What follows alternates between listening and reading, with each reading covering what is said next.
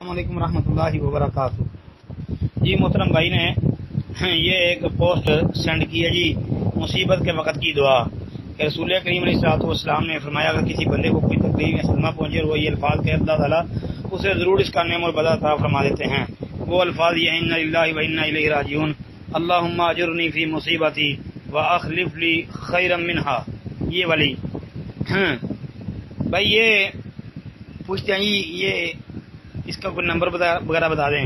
محترم بھائی یہ صحیح مسلم کے اندر موجود ہے، صحیح مسلم میں کتاب الجنائز کے اندر، صحیح مسلم کتاب الجنائز باب ما یقال عند المصیبت، اس باب کے تحت امام مسلم رحمۃ اللہ علیہ نے اس کو نقل کیا ہے۔ 918 نمبر حدیث ہے۔ یہ پوسٹ میں 2166 نمبر لکھا ہے، یہ پتہ نہیں کس کا ہے، یہ ترجمے والی ہے یا کون سی ہے یا کون سا نسخہ ہے، مجھے اس کا پتہ نہیں ہے۔